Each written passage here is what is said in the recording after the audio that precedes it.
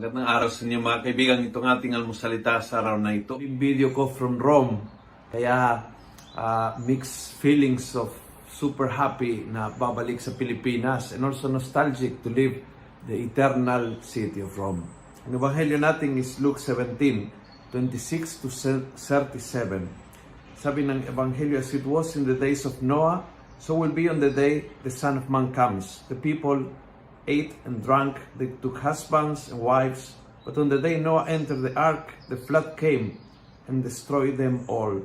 Just as it was in the days of Lot, people ate and drank, they bought and sold, planted and built.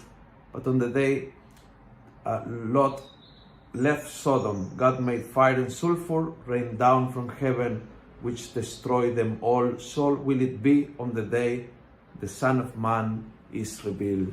In other words, don't wait sa huling minuto para ayusin ang buhay mo, para makipag-ugnay sa Panginoon, para mabuhay bilang isang anak ng Diyos habang ginagawa yung common things of planting and building and getting married and attending a meeting and riding a jeep and going to the market. Ngayon na, sa gitna ng mga araw-araw na ginagawa, ngayon, don't wait.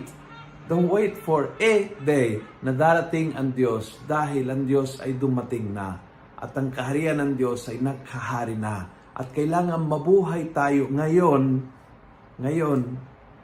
na as is every day kasama natin ang Diyos.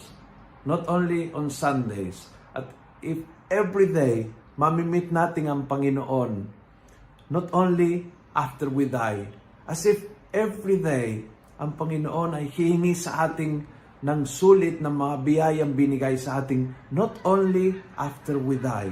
As if every day ay langit o impyerno dahil we live in a way na nagtatayo tayo ng langit dito sa lupa sa ating pamilya, sa ating komunidad, sa ating kapitbahayan, sa ating katrabaho, or we build an impyerno dahil sa ating ugali, dahil sa ating pananalita, dahil sa ating pagiging madamot, etc., etc. Don't wait till the end. God is reigning already now. Live as if God is really reigning in your life right now. Kung nagustuhan mo ang video ito, pass it on.